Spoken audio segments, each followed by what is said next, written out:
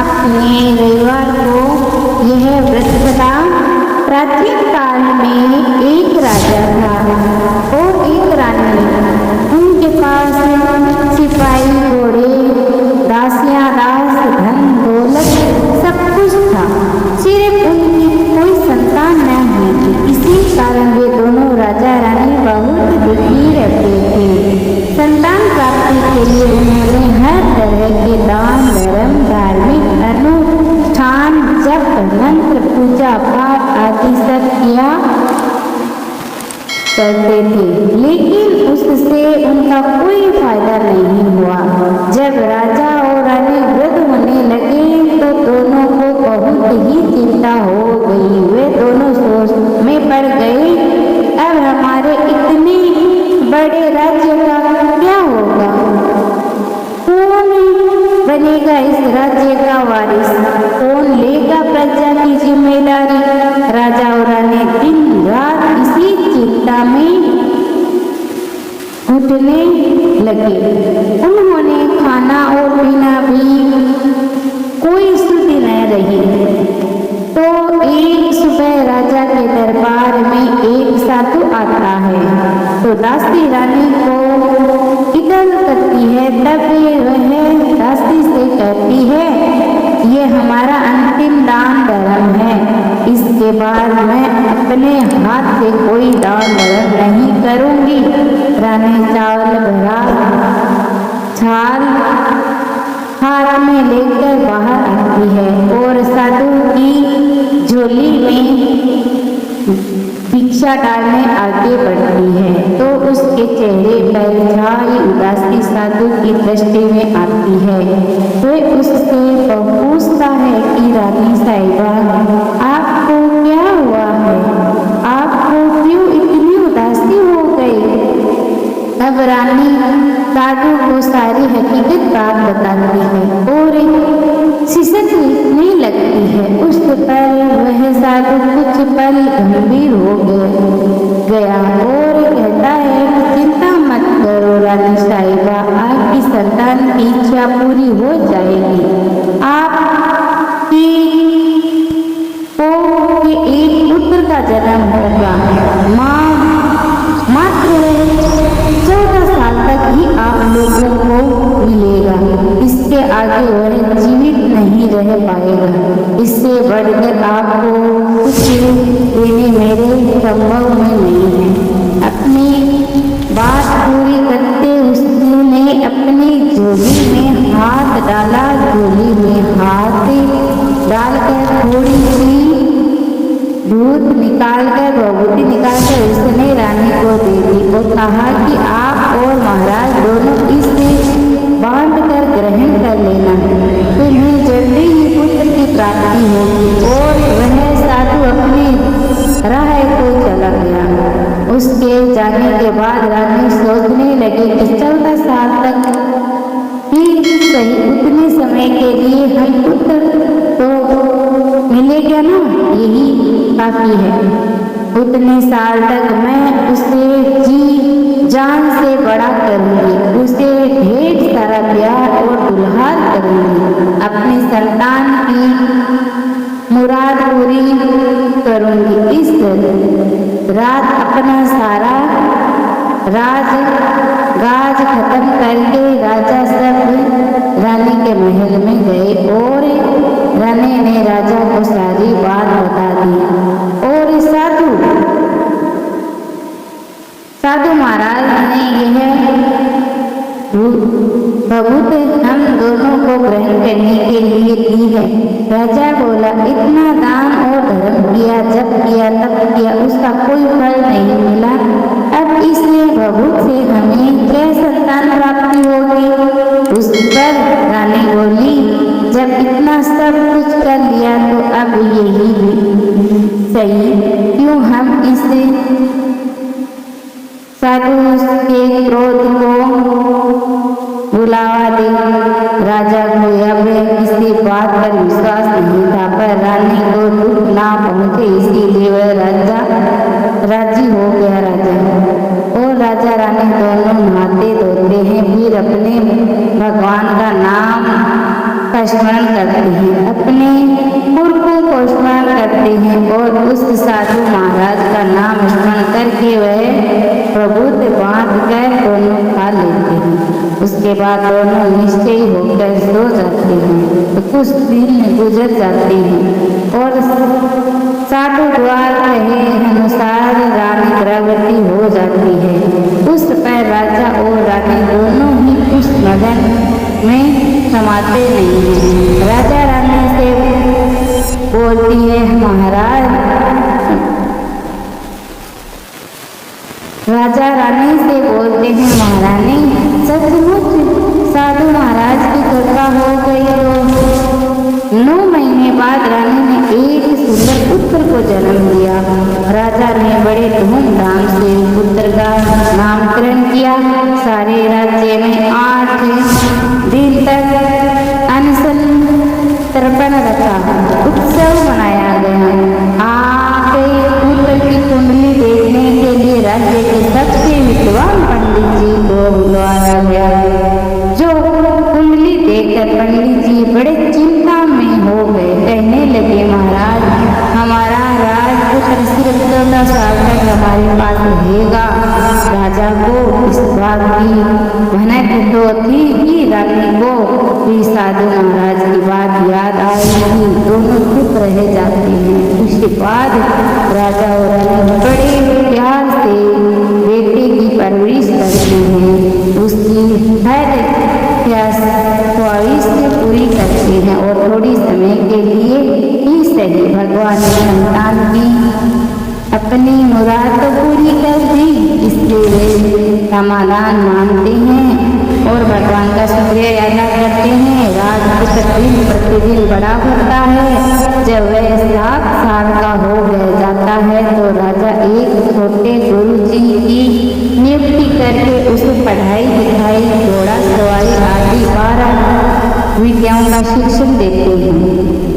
जब वह सब शास्त्र विद्या में पारंगत हो जाता है और 12 साल की उम्र का हो जाता है, तब एक अच्छी सी कन्या खोजकर उसकी शादी करा देते हैं।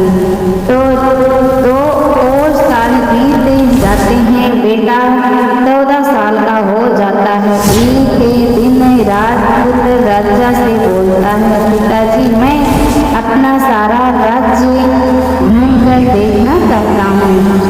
आज तक मैंने सिर्फ इस रजवाड़े के अतिरिक्त कुछ देखा ही नहीं है। बेटे की बात सुनकर राजा चिंतित हो जाता है, क्योंकि पुत्र को 14 साल के शुरू हुआ ही था। अब कोई अनहोनी होने का वक्त नजदीक आ पहुंचा था। लेकिन राजा यह सब बातें पुत्र को बता भी नहीं सकता था। राजा अपने चेहरे पर खुशी लाकर बेटे से कहता है कि हाँ जरूर जाओ बेटा, तुम्हें अपना सारा राज्य घूमकर देखना चाहिए। कहाँ क्या है ये सब जानना चाहिए। कल मेरे बाद तुम भी को तो राजा बनना है। मात्र एक बात का ध्यान रख, तुम जहाँ जा रहे हो, क्या कर रहे हो, यह सब बात अपनी पत्नी को नहीं बताना। पुत्र कहता है ठीक है पिताजी, आपने जो कहा है मैं वैसा ही करूँगा। राजा पुत्र दिन भर अपनी पत्नी के साथ रहता है, खुशियाँ मनाता है और रात को 12 बजे वह उठकर बाहर चला जाता है। फिर सुबह होने से पहले वापस अपने महल में आकर सो जाता है। ऐसा बहुत दिन तक चलता रहा। पुत्र 14 सालवा 14 साल खत्म होने में कुछ ही दिन बाकी रह थे। इतने में उसकी पत्नी यानी छोटी रानी रात में जाग जाती है। वह देखती है कि बिस्तर पर राजकुमार नहीं है। वह महल में सब जगह देखती है तो राजपुत्र कहीं भी नजर नहीं आता। तो वह क्या करती है, किसी से कहती है, वह चुपचाप रहती है। फिर वह सुबह होने पर देखती है कि उसका पति अपनी जगह सोया हुआ है। वह पति से कुछ नहीं पूछती है, लेकिन दूसरी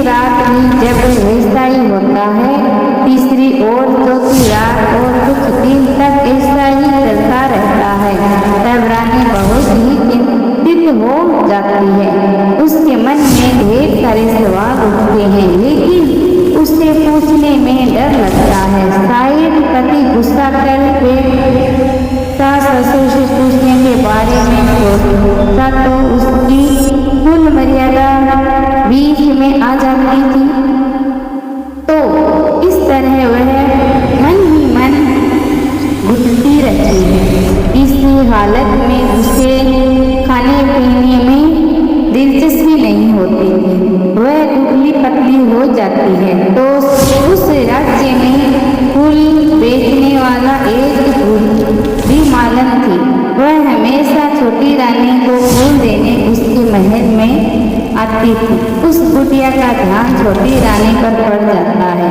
वह उससे पूछती है, बेटी तुम्हें किस बात का दुख है? तुम इस तरह सूख कर कांटा क्यों बन गई हो? उस पर रानी कहने लगती है, क्या बताऊं तुम्हें अम्मा, तुम्हारा राजपुत्र हर रात्रि को बाहर चला जाता है और सुबह वापस से लौट कर आ जाता है। वह कहाँ जाता है, क्या करता है, ये सोच कर मैं अन्य जल ग्रहण नहीं कर पाती हूँ और सूख कर इस तरह का कांटा बन गई हूँ। बुढ़िया सब बात सुनकर उसके उपाय बताती है कि बेटा ऐसा करना, आज रात को तुम सोना मत, उसके पीछे जाकर देखना कि वह कहाँ जाता है, क्योंकि क्या करता है उसकी अच्छी तरह से बेदारी करना। तो छोटी रानी बोली कि अगर मुझे नींद आ गई तो बुढ़िया बोली कि तुम्हें नींद आ गई, इसीलिए एक ही काम करना, अपने बाएं हाथ की उंगली में एक जख्म कर देना, उस पर थोड़ी सी मिर्ची डालना, उससे तुम्हें बड़ी जलन होगी और उस पीड़ा से तुम्हें रात भर नींद नहीं आएगी। रानी बुढ़िया के कहने अनुसार वही करती है। उंगली की जलन से उसे बड़ी देर तक नींद नहीं आती, लेकिन बाद में वह सो जाती है। दूसरे दिन सुबह बुढ़िया फूल लेकर उसके महल में पहुंचती है और पूछती है, क्या हुआ बेटी, क्या तुम देख पाई कि पति कहाँ जाता है? रानी कहती है, नहीं अम्मा, पहले कुछ समय जलन के कारण मुझे नींद नहीं आई, पर कुछ देर के पश्चात मैं सो गई। बुढ़िया कहती है, कोई बात नहीं, आज तुम उंगली पर पहले से थोड़ा जख्म करना, ज्यादा मिर्ची लगाना। तो रानी ने वैसा ही किया। तुरंत वह सिर्फ पति को बाहर निकलते हुए देख सकती है, उसके पीछे पीछे नहीं जा सकती, क्योंकि उसके फिर से नींद आ जाती है। दूसरे दिन सुबह बुढ़िया आती है और उसने से वह पहले ही रानी को अपनी सारी बात बताने लगती है कि अम्मा, मैं आज भी उसकी पहरेदारी ठीक नहीं कर पाई और मुझे नींद आ गई। तुम आज रात जख्म को और बड़ा करना, उस पर ज्यादा मिर्ची लगाना और एक काम करना कि जब वह जाने के लिए निकलता है तब उसका रास्ता रोकना। बुढ़िया ने जैसा बताया रानी ने वैसा ही किया। आज रात उसे नींद नहीं आती है। पति जब रात को महल से निकलने के लिए डरने लगता है तो बुढ़िया ने जैसा बताया वैसा ही करती है।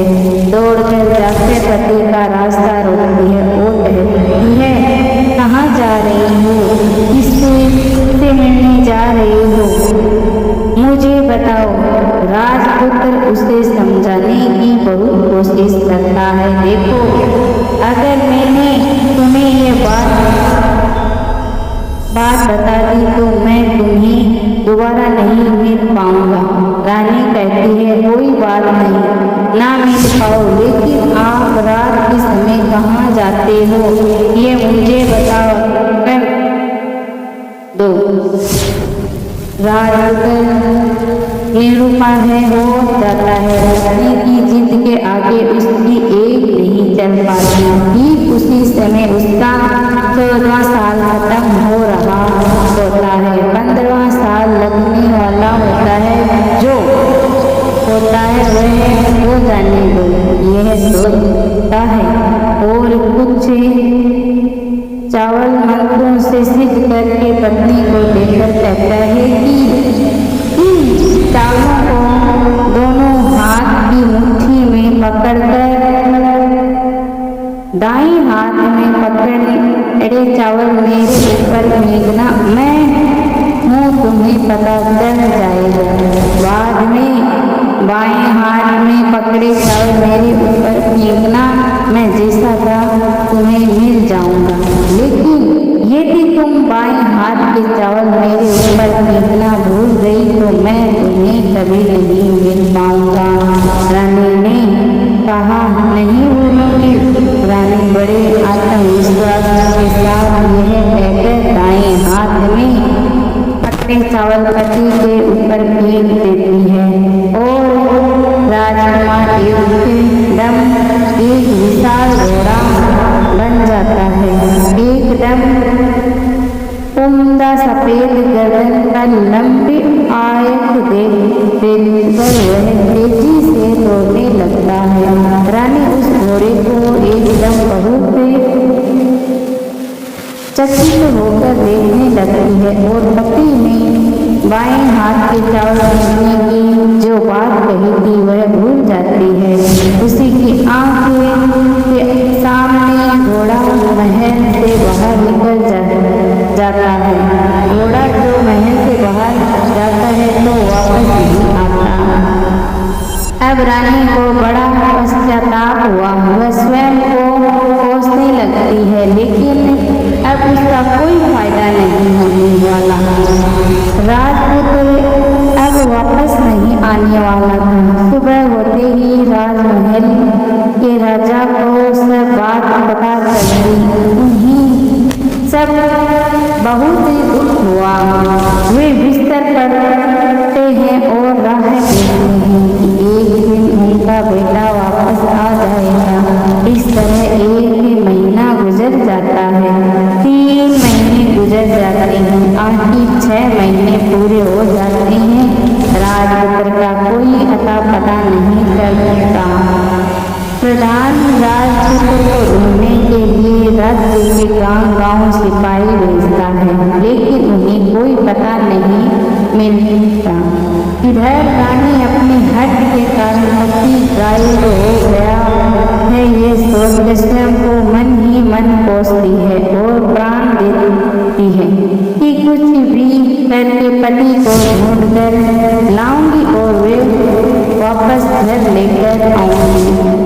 एक दिन सुबह उठकर सास ससुर के महल में जाती है और कहती है कि मैं अपने पति की फौज में जा रही हूँ।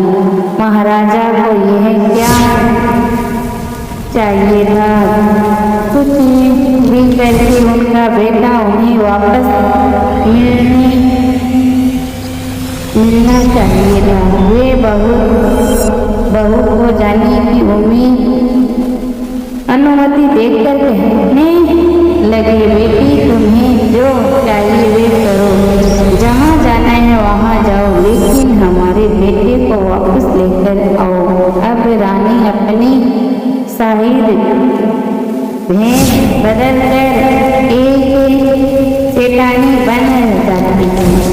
कुछ दासियों को कुछ नौकरों को साथ लेती है, कुछ सामान साथ ले जाती है। राज्य की सीमा पर जाकर वहाँ एक भोजनालय खोल देती है। वहाँ आने वाले सब यात्रियों को खाने मुफ्त में देने लगती है। मात्र एक शर्त रखती है कि खाने वाले को उसकी देखी हुई कोई अजीब चीज उसकी मालकिन को यानी राजकन्या को बतानी पड़ेगी। तो वहाँ आने वाला हर नागरिक अपनी तरह से मैंने यह देखा, मैंने यह वह देखा कहकर वहाँ से मुफ्त खाना खाकर जाता था, परंतु रानी को जो बात चाहिए थी वह अब तक नहीं मिली। उसे ही कुछ दिन बीत गए तो रानी के महल में फूल लेकर जाने वाली बुढ़िया की एक बेटा और बहू थी। उनका एक छोटा बेटा था, यानी बुढ़िया का एक पोता था। बेटा और बहू सुबह काम के लिए निकलते थे तो पोते को संभालने की जिम्मेदारी बुढ़िया पर रहती थी। दिन भर पोते को संभालती थी। एक दिन बुढ़िया को पान खाने की आदत थी तो पान लगाने के लिए चूना चाहिए था। वह उसे तैयार करने के लिए सीपी लेकर आई। इन सीपी को भूनने के लिए गोबर के कंडे चाहिए थे।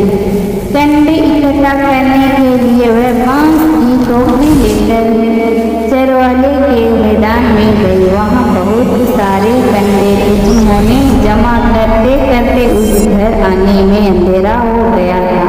किसी और शाम होते ही काम से वापस आकर बेटा और बहू घर पहुँचे तो देखा कि बच्चा घर पर अकेला है और रो रहा है।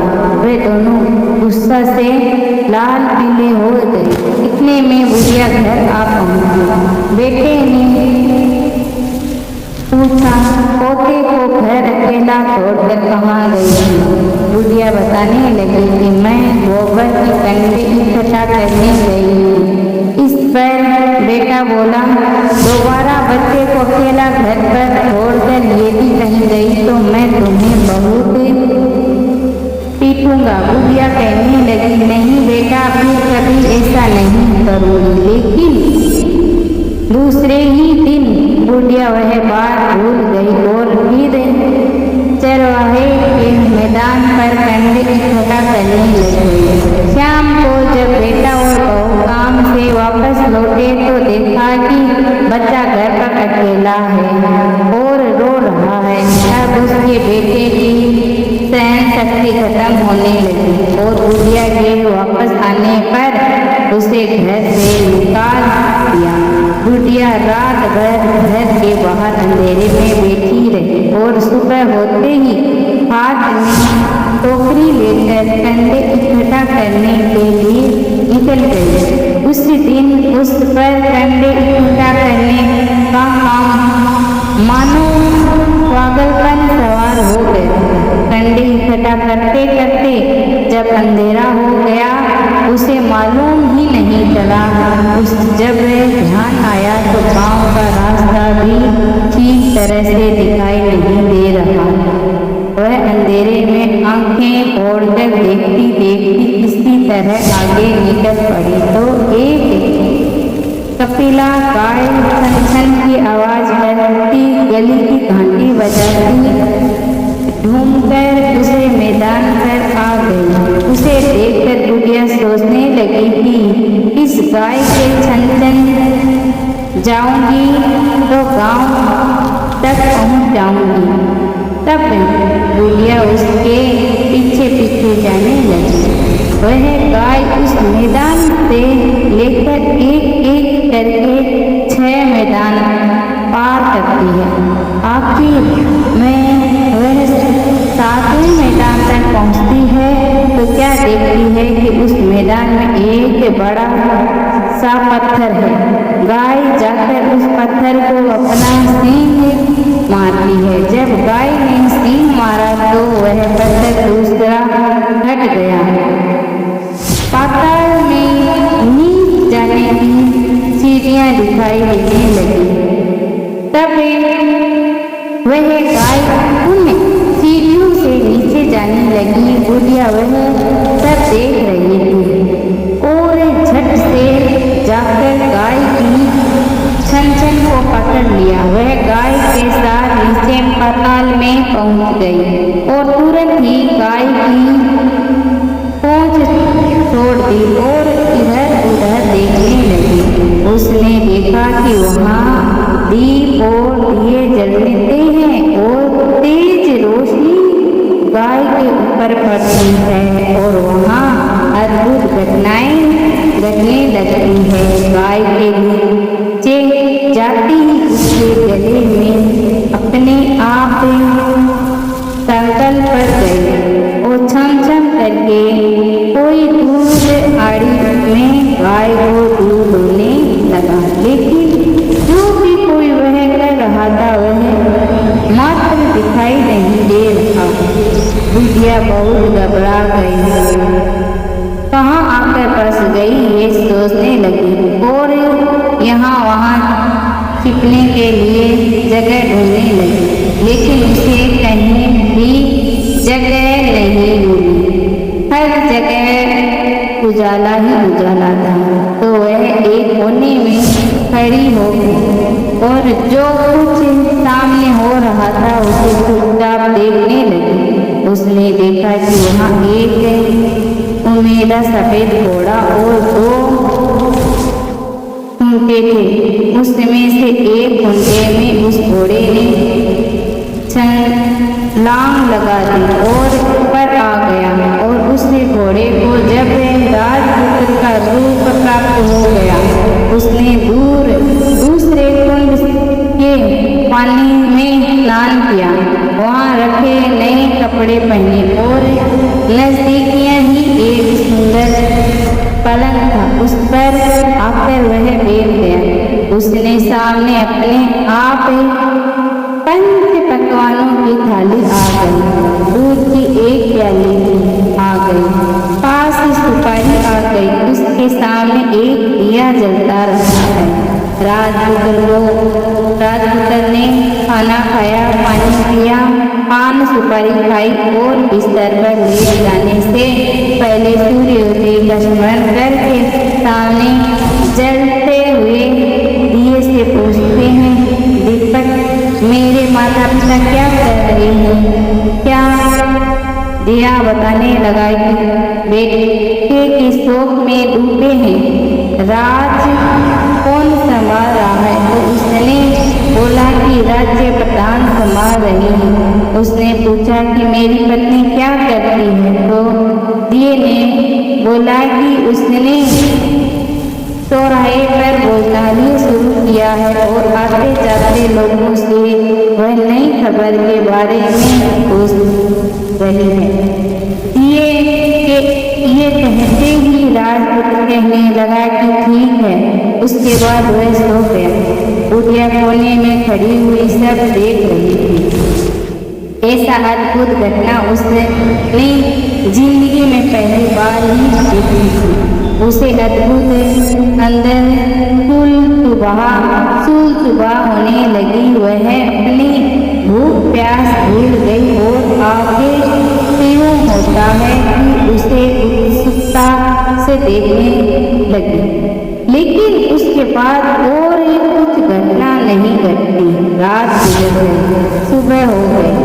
पलंग पर सोया हुआ राजपुत्र उठा और फिर से पहले वाले कुंड में छलांग लगा तो वह फिर से घोड़ा बनकर कुंड से बाहर आ गया।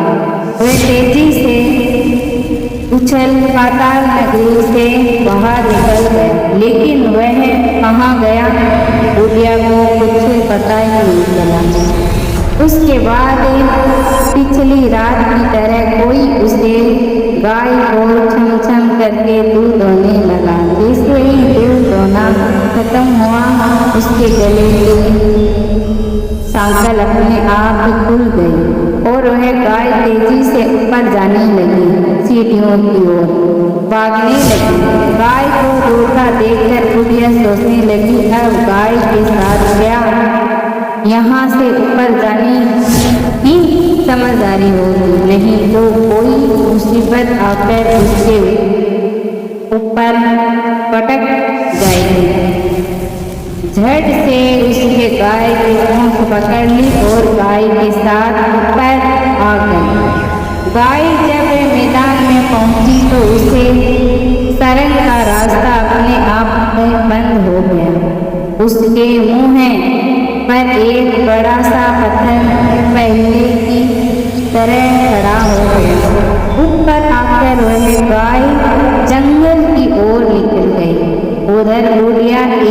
एकदम बावली सी हो गई। उसने पाताल नगरी में जो कुछ देखा था वह जल्दी से जल्दी जिसको बताने के लिए उतावली हो गई। उसे एकदम याद आया कि नगरी की सीमा पार कोई औरत भोजनालय चला रही है और नई बात बताने वाले को अच्छा खाना पाना मुफ्त में देती है। वह सोचने लगी क्यों ना मैं यह बात उस औरत को जाकर बताऊं। यदि उसे यह बात पसंद आ गई तो काफी जीवन खाने पीने की झंझट से मुक्ति मिल जाएगी। बुढ़िया ने मन में तय किया और तुरंत उस भोजनालय के द्वार पर टंगी नगाड़े के सामने खड़ी हो गई और जोर जोर से नगाड़ा बजाना शुरू कर दिया। नगाड़े का इस तरह जोर जोर से सुनकर मालकिन यानी कि छोटी रानी मन में प्रसन्न हो जाती है कि शायद कोई बड़ी बात लेकर यहाँ आया है। रानी सिपाहियों को आदेश देती है, जाइए और जो कोई आया है उसकी अच्छी तरह खबरदारी कीजिए। आदेश पाते ही सिपाही उनसे दौड़ गए तो एक बुढ़िया नगाड़ा बजा रही है। उन्होंने पूछा क्यों नहीं बुढ़िया, क्या हुआ, क्यों नगाड़े बजा रही हो। बुढ़िया बोली कुछ नहीं बेटा, यहाँ खाना मिलता है ना इसीलिए आई हूँ, खाना चाहिए। क्या मिलेगा, लेकिन तुझे कोई नई बात बतानी पड़ेगी। हाँ बताऊंगी, एक बात मालूम है मुझे। इस पर सिपाही उसे अंदर लेकर गए। उनको मालकिन का आदेश था कि जो कोई बुढ़िया बुजुर्ग वहाँ आए उनके साथ अच्छी तरह पेश आना, उसका अच्छे से आदर सत्कार करना। तो सिपाही ने उसे बुढ़िया का भरपूर आदर सत्कार किया। यह उसे बड़ी स्थित थाली भरकर व्यंजन परोसे। बुढ़िया कुछ दिन से भूखी थी, वह खाने पर टूट पड़ी। खाना खाने के बाद सिपाही ने उसे नई साड़ी पहनाने को दी। उसके बाद उसे लेकर रानी के पास आई। बुढ़िया रानी ने तुरंत ही एक दूसरे को पहचान लिया। तब रानी ने बुढ़िया से कहा कि अम्मा अब बताओ तुमने क्या नई बात देखी है। नई बात मैंने कोई नई बात नहीं देखी है। बुढ़िया बोली वह तो मेरे पास तुम्हें देने के लिए खाने के पैसे नहीं थे, इसलिए मैंने झूठ कहा, नगाड़ा बजाया। रानी ने कहा अम्मा घबराना नहीं, मैं किसी को तुम्हारा नाम नहीं बताऊंगा। फिर भी बुढ़िया ने कहा कि मेरे पास कोई नई बात नहीं है। इस पर रानी ने उसे कहा देखो अम्मा, यदि तुमने मुझे वह नई बात बताई तो जिंदगी भर मैं तुम्हारी देखभाल करूंगी और तुम्हें रानी माता की तरह रखूंगी। अब बुढ़िया बताने को तैयार हो गई। उसने जो कुछ उसे सराहा वाले मैदान पर देखा था वह सब कुछ कुंवर रानी को बता दिया। बुढ़िया की वह बात सुनकर कुंवर को यकीन हो गया कि वह राजपुत्र उसी का पति है। वह तुरंत बुढ़िया से कहने लगी अब माँ मुझे उस जगह पर ले चलो। तब बुढ़िया बोली कि नहीं बेटी, वह पाताल राज्य है, सांप है, यदि किसी ने तुम्हें देख लिया तो तुम्हारी जान खतरे में पड़ सकती है। लेकिन रानी उसकी एक भी नहीं सुनती। उसे उस जगह ले जाने के लिए हट करने लगी। आखिर में बुढ़िया ने उसका कहना मान लिया और कहने लगी ठीक है, मैं तुम्हें वहाँ ले जा सकती हूँ, पर आज नहीं, कल वहाँ जाना है तो शाम को ही जाना होगा। तो दूसरे दिन दोपहर को रानी बुढ़िया के साथ उस मैदान पर और एक जगह पर गाय के आने की राह देखने लगी। दिन ढलने ही अंधेरा गिरने ही लगा और गाय हमेशा की तरह वहाँ आ गई। मैदान के उस कोने में जाकर उसने पत्थर पर सींग मारा तो पत्थर से पत्थर हट गया। सुरंग में जाने का रास्ता खुल गया।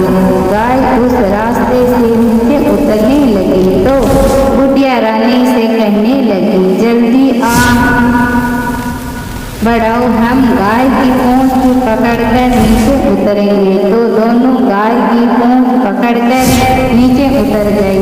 बुढ़िया पहले जिस कोने में छिपी थी उसके कोने में छिप गई। अब नीचे सब कुछ पहले जैसा प्रतीत हो रहा था। गाय ने गले में अपने आप ही सांकल पड़ गई। कोई दृश्य रूप से उसका दूध धोने लगा। एक सफेद बड़े घोड़े ने आकर एक कुंड में छलांग लगा दी तो राजपुत्र के रूप में ऊपर आया। वह राजपुत्र दूसरे कुंड में नहाने लगा। बाद में उसके सामने खाने की थाली आ गई, दूध की प्याली आ गई, पान का बीड़ा आ गया। राजपुत्र सब ग्रहण करके सोने के लिए पलंग पर गया तो सोने से पहले सूर्य देव का स्मरण करके वह दिए से पूछने लगा, दीपक मेरे माता पिता क्या कर रहे हैं? तो दिए कुछ जवाब नहीं देता बल्कि वह बुझने लगा। तब राजपुत्र को कुछ जटिल हुआ है, इसका संदेश हो गया। वह उदास हो गया और जो कुछ हुआ है वह हो जाने दो ऐसा सोच कर से बिस्तर पर लेट गया। अब रानी का स्वयं छूट गया। वह दौड़कर पति के पास आ गई, उसके पैर पकड़ने के लिए आगे बढ़ी। राजपुत्र तुरंत ही पत्नी को पहचान गया। वह छत से पीछे हट गया और चिल्लाने लगा, नहीं नहीं मुझे मत छूना, सर्वनाश हो जाएगा। रानी दोनों हाथ जोड़कर पति से अपने भूल स्वीकार करने लगी। स्वामी मुझसे भूल हो गई, मुझे आपसे नहीं पूछना चाहिए था कि आप रात को कहाँ जाती हो। मैं अपनी भूल स्वीकार करती हूँ, मुझे मेरी भूल की सजा मिल गई। अब आप घर चलो। आपके वियोग में आपके माता पिता ने बिस्तर पकड़ लिया है। आपकी प्रजा भी बहुत दुखी है। उस पर राजपुत्र कहने लगा, वही तो एक बार तुम गलती कर बैठी हो, अब दोबारा मत करना, नहीं तो अब मैं तुम्हें जो दिख रहा हूँ वह भी नहीं। रानी अब विलाप करने लगी, जोर जोर से जमीन पर सिर पटकने लगी। राजपुत्र के मन में उसके प्रति दया उत्पन्न हो गई। वह उससे कहने लगा कि यदि तुम मुझे पाना चाहती हो तो तुम्हें एक काम करना होगा। काम कठिन है लेकिन वह तुम्हें अकेले ही करना होगा। रानी ने कहा, स्वामी कितना भी कठिन काम हो मैं वह पूरा करूंगी। रानी कहने लगी। इस पर राजकुमार ने उसे बताया, इस पाताल से ऊपर जाने की तुम्हें एक घना जंगल नजर आएगा। उसे 6 जंगल पाकर के पश्चात तुम्हें एक 7वां जंगल मिलेगा। वह जंगल सबसे घना है। उस जंगल के बीचों बीच एक पीपल का पेड़ है। उसके आसपास की जगह फंदे चटाई आदि से ढके चुकी है। वहाँ बाघ से सांप और भालू बैठे हैं। तुम्हें उन सब का भगाकर वहाँ जगह साफ करनी है।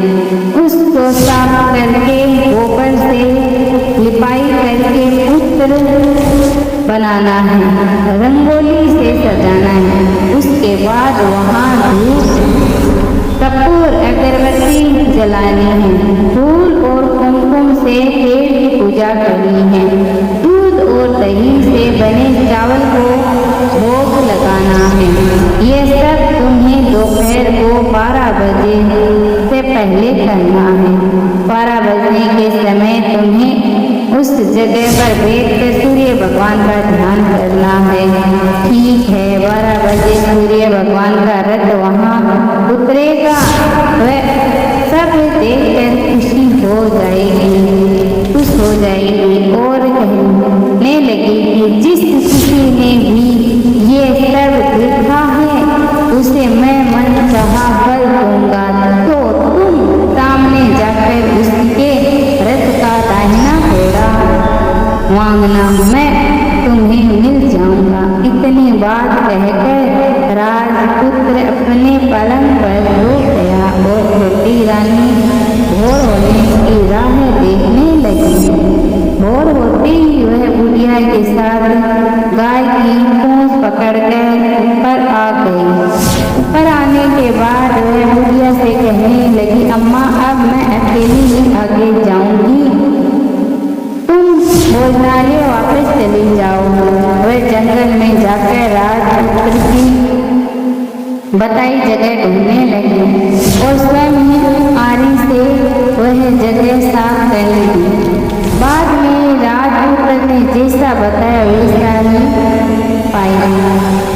पोताई करके वापस आ गई। दूसरे दिन सुबह होने से पहले ही उठी और जंगल में उस जगह पहुंची। वहां जाकर और गुलाब का पानी छिड़ककर उस जगह सुगंधित धूप अगरबत्ती जलाकर उस पवित्र किया और पूजा की सब सामग्री वहां तैयार करके सूर्य भगवान का ध्यान करके बैठ गए। जैसे ही पति ने बताया कि दोपहर को 12 बजे सूर्य भगवान का रथ उस पीपल के पेड़ पर आकर रुकेगा। भगवान ने जब रथ से नीचे देखा तो सुगंधित वातावरण देखकर वे बहुत प्रसन्न हो गए। फिर वे बोले, जिस किसी ने यह काम किया है वह यहाँ आकर आज मुझसे कुछ भी मांगे मैं उसे दे दूंगा। रानी ने जब ये सबक सुना तो बिना समझे समय गंवाए दौड़कर उसके सामने आ गई और उनको साष्टांग नमस्कार करके बोली, भगवान वह मैं हूँ, मैंने ही ये जगह साफ की है। अच्छा तो तुम हो, तुम क्या चाहती हो वह मांग लो। भगवान मुझे आपके रथ का दाहिना घोड़ा चाहिए। सूर्य भगवान बोले, नहीं मैं तुम्हें और कुछ भी दे सकता हूँ लेकिन ये घोड़ा नहीं दे सकता। मेरे रथ के 12 घोड़े हैं, तुम चाहो तो और कोई घोड़ा मांग लो लेकिन ये दाहिना घोड़ा नहीं, वह मैं तुम्हें नहीं दे सकता। छोटी रानी ने एक नहीं सुनी, वह सूर्य देव से एक ही बात कह रही थी, वह दाहिने घोड़े से दाहिनी दीजिए नहीं तो मैं आपके पैरों में गिरकर अपनी जान दे दूंगी। अब सूर्य देव धर्म संकट में पड़ गए। उन्होंने वचन दे दिया था, अब अपने वचन से पलट भी नहीं सकते। ठीक है मैं दे दिया तुम्हें घोड़ा। सूर्य देव ने कहा कि एक बात और भी कही, देखो मैंने तुम्हें घोड़ा तो दे दिया है लेकिन वह तुम्हें नहीं मिल सकेगा, तुम्हें उसे पाताल में जाकर लाना होगा। रानी बोली, पाताल में कहीं क्यों नहीं भगवान, मैं उन्हें पाने के लिए कहीं भी जा सकती हूँ। रानी का वचन देकर सूर्यदेव अपने मार्ग पर चले गए। उधर रानी जंगल से अपने भोजनालय में आ गई। फिर वह बुढ़िया को लेकर उस मैदान पर गई और जल्दी ही शाम हो गई। शाम होते ही वहाँ एक गाय आई और उसके सींग मारकर सूरज का पता लग गया। नीचे उतरने लगी तो रानी और बुढ़िया पकड़कर नीचे उतर गए। नीचे पाताल में सब घटनाएं पहले की तरह ही घटने लगी। घोड़ा का एक कुंड में नहाकर राजपुत्र बन जाना, नहा धोकर पलंग पर जाकर बैठना, उसने खाना की थाली में भी पहले की जैसे खाना उसके लिए आया और पान का बीड़ा आया। लेकिन आज एक नहीं घटना देखने को मिली कि आज 2 थाली आई, 2 दूध की प्याली, 2 पान के बीड़े उसके सामने आ गए। कुछ नहीं बोला, अपने हिस्से की थाली खाकर दूध पीकर पान का बीड़ा खाकर वह सोने लगा। तो हमेशा की तरह वह दिए से पूछने लगा, मेरे माता पिता क्या कह रहे हैं? दिए ने बताया, वे दोनों तुम्हारे शोक में मरने की स्थिति में पहुंच गए हैं। ऐसा झटका से उसकी आंख में आंसू टपकने लगा। फिर वह पूछने लगा कि दिए मेरे राज्य कौन चला रहा है? तुम्हारा राज्य प्रधानमंत्री चला रहा है और वह सब कुछ हड़प चुका है। वह प्रजा पर बहुत अत्याचार कर रहा है। ये सुनकर राजपुत्र को बहुत गुस्सा आया। वह गुस्से से अपनी मुट्ठी बचने लगा और अब वह पूछने लगा कि दिए दीपक मेरी पत्नी क्या कर रही है? अब दिया कुछ नहीं बोला, वह चुप रहा। अब रानी का स्वयं जवाब दे दिया। वह दौड़कर पति के गले लग गए और वह तुम्हें मिल गया। राजपुत्र कहने लगा, सच कहते हो? अब आप फिर से घोड़ा तो नहीं बनोगी ना? मेरी दोबारा घोड़ा नहीं बनूंगा। तुमने जो इतने सारे कष्ट उठाए हैं मुझे पाने के लिए, इसीलिए सूर्यदेव ने मुझे सदा के लिए घोड़े के जन्म से मुक्त कर दिया है। राजपुत्र ने बड़े प्यार से कहा और उसे गले लगा लिया। उसके आंखें को आंसू पहुँचकर कुछ देर के पश्चात सुबह हो गई तो गाय की श्रृंखला टूटकर वह पर भूलोक जाने के लिए तैयार हो गए। रानी और राजकुमार और बुढ़ियों को पकड़कर आ गए। ऊपर आने पर सीधे भोजनालय पहुंचे। वहां पर सामने के लोग को सामान जमा कराया और उसको ताला लगाकर भोजनालय को राजमहल चले गए। ये देखकर प्रधान घबरा गया। राजपुत्र ने उसे बंदी बना दिया। राज्य की बगडोर अपने हाथ में ले ली। उसके बाद वह अपने माता पिता को मिलने उस महल में गया। तब राजपुत्र को देखता है कि उसके माता पिता उसके शोक में स्थिर कुंज बने हुए थे। पुत्र को वापस आया देखकर मरणासन्न राजा रानी की आंख से टपकते आंसू बहने लगे। इन दोनों ने पुत्र को गले लगा लिया, उससे प्यार से सहलाया और इतना होने के बाद उनकी सेहत में एकदम सुधार आने लगा। वे अब बिस्तर से उठकर बैठ गए, पुत्र को आशीर्वाद देने लगे। राजपुत्र के आने की खबर तुरंत ही राज्य में फैल गई। प्रजा खुशी से चुनी नहीं समाई। प्रजा जन राज्य महल के सामने इकट्ठा हो गए।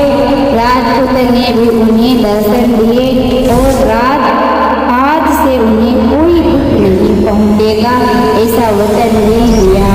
अब राजा अपने पुत्र को राजाभिषेक करके उसे सिंहासन पर बैठाया है और बहू को महारानी का दर्जा देता है और स्वयं अपनी पत्नी के साथ ईश्वर स्मरण करते खुशी से दिन बिताते हैं।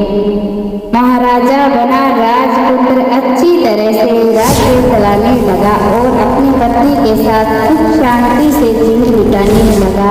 उस बुढ़िया को रानी ने अपने ही पास बैठा लिया और उसकी अच्छी तरह से देखभाल करने लगी। बुढ़िया और उसके बुढ़ापे के दिन खुशी से गुजरने लगे। प्रेम से बोलो सूर्य नारायण भगवान। बताएं आपको पसंद आई हो तो वीडियो को लाइक करना मत भूलिएगा और शेयर भी कीजिएगा। कमेंट में भगवान सूर्य भगवान की जय जरूर लिखना। चैनल को सब्सक्राइब जरूर करना।